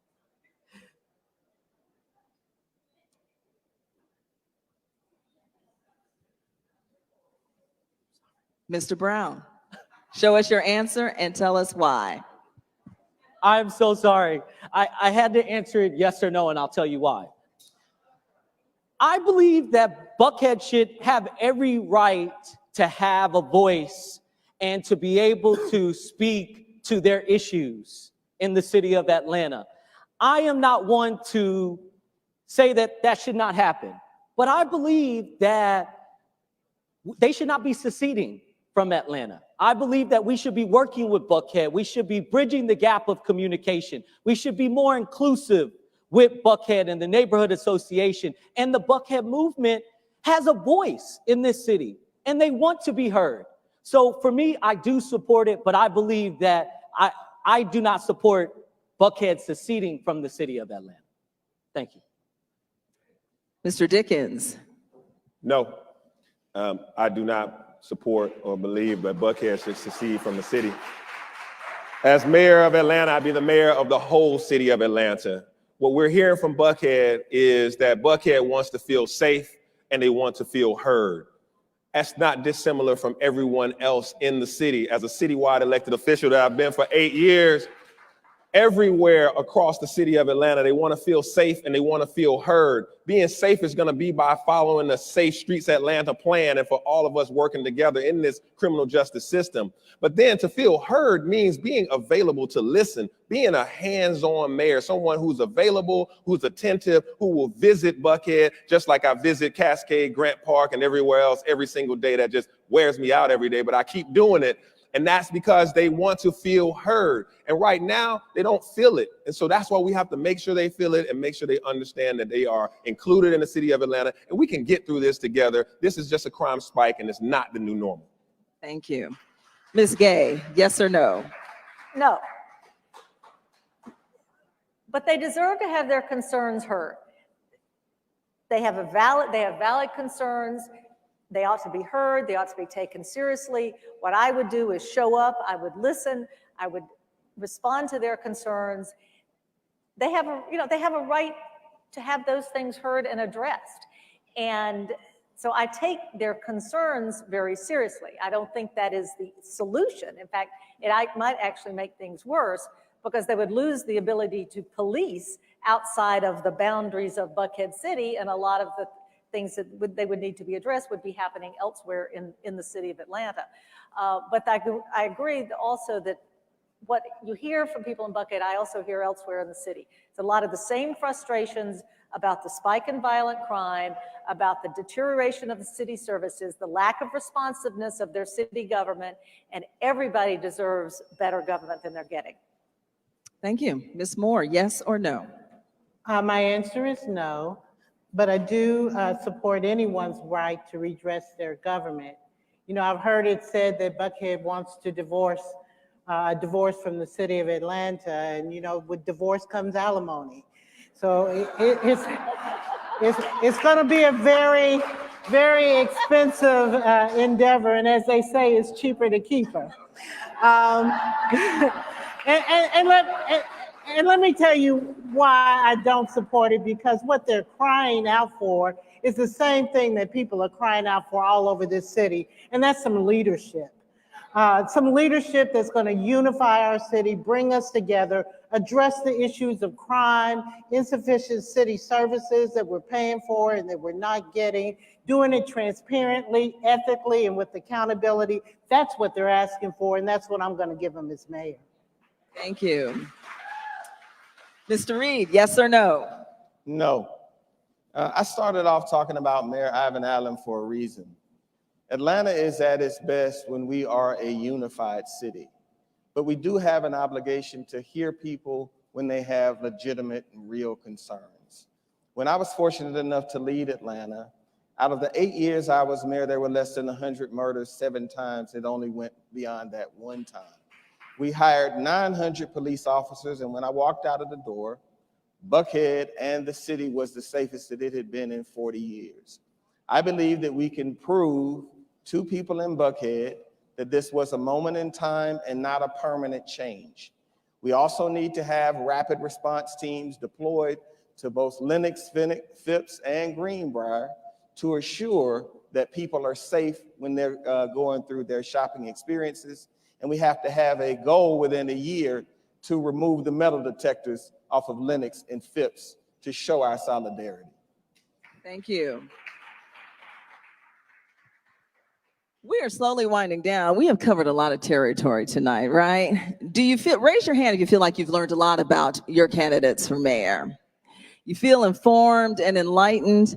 Well, these next few minutes are going to be real informative, I promise you. Keep the whiteboards handy.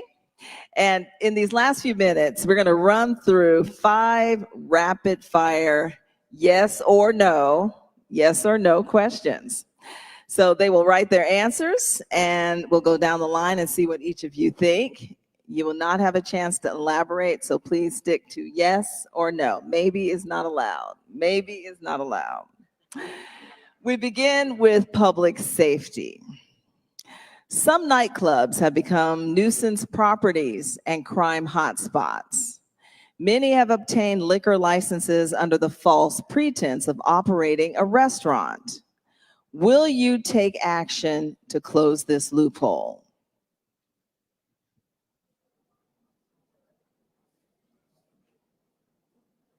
I feel like we need the Jeopardy music, right? Yeah, right.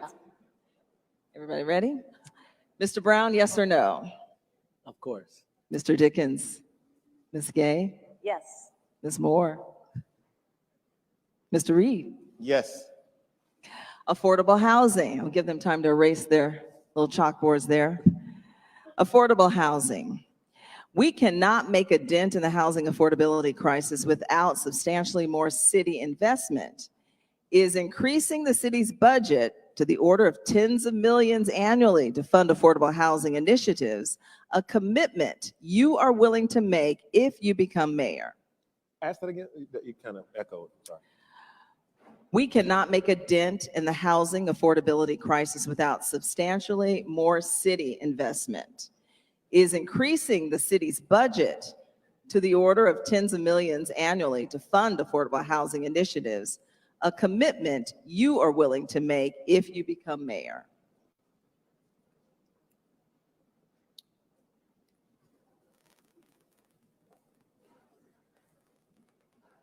Mr. Brown? Yes, with a heart. Mr. Dickens? Ms. Gay? Yes, and I include our land. in that investment. Ms. Moore. Mr. Reed. Thank you. Are you all able to read their answers, or do I need to say them out loud? Okay. This next one is about green space, and it's a pretty loaded question, so bear with me, but it is very important to the Upper West Side. For 2 decades, local plans have called for reopening Hempfield to the public. While the West Side Park Reservoir now supplies a 30-day supply of water, the Eastern Hempfield Reservoir, when operational, only holds 1.5-day supply of water. The 130-year-old reservoir is currently offline because of a persistent leaking problem. Instead of spending millions in public dollars on repairs and new fencing around this small and redundant reservoir, will your administration support repositioning the Eastern Reservoir as community accessible land? Yes or no? Well, that was a long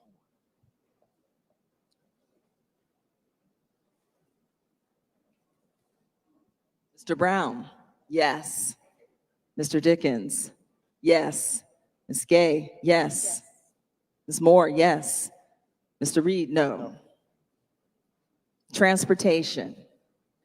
This year, City Council approved increasing annual funding for transportation infrastructure from 3.5% to 5% of the city's operating budget.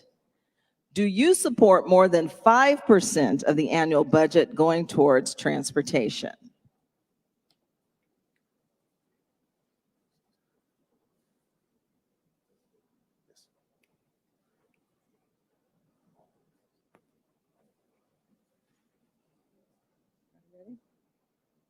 Mr. Brown, yes. Mr. Dickens, yes. Ms. Gay, yes. Yes. Ms. Moore, no. Mr. Reed, yes. Another transportation question, and this is our last question for the evening. Mayor Bottom's administration committed to building 8 miles of protected on-street bike facilities. Will your administration set a loftier goal?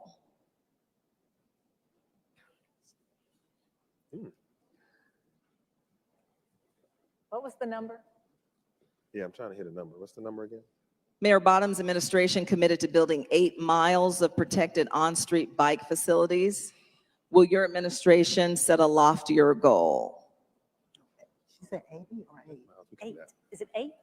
Mr. Brown says yes, loves bikes. Mr. Dickens, yes. Ms. Gay, yes. Felicia Moore, yes. Kasim Reed, yes. Ladies and gentlemen, our candidates for mayor.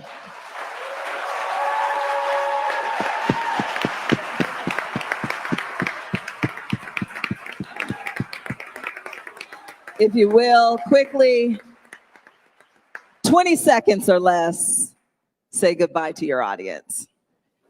It's been an honor and a privilege to stand before you today. I'll ask you to leave with one thought in your mind.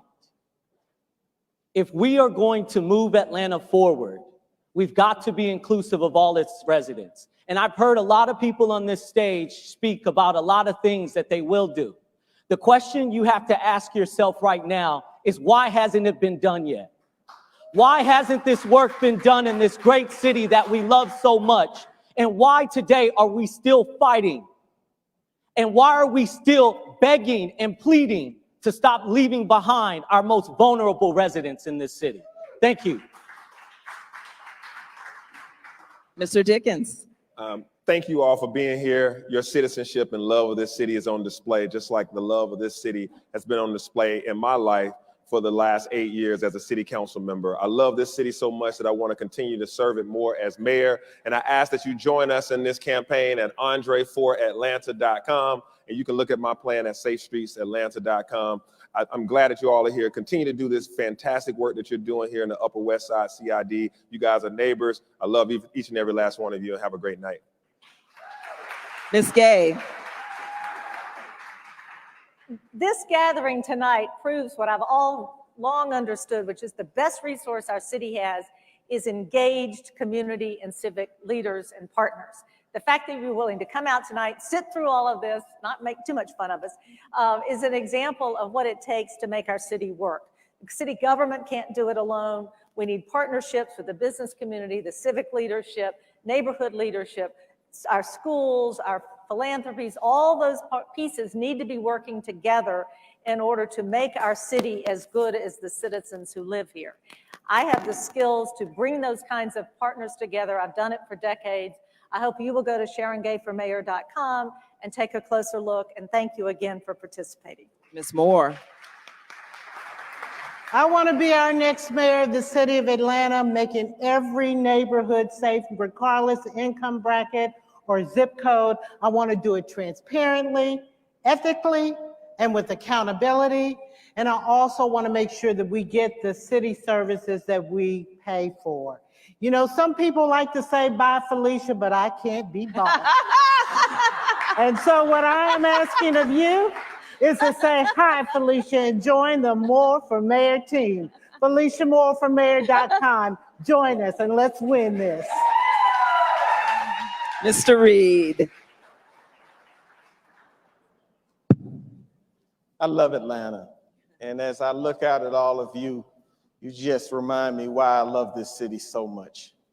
But we're at a moment in time right now, and we have to find a way together to focus on the biggest challenge facing us. And that's making sure that in every neighborhood, in every community, that we are all safe. I had the pleasure of leading this city and making it safe.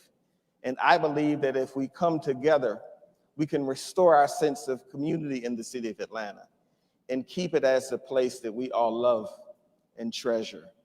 I ask for your vote, I ask for your support, and I ask for your hand. Thank you. Thank you. Ladies and gentlemen, this is a critical time for our city. Anyone standing up to run, to lead, it takes courage. Please stand up and give our candidates a round of applause this evening. And I think they're going to mingle with some of you tonight. So thank you for joining us. It was my pleasure to serve as your moderator. Have a great and safe evening.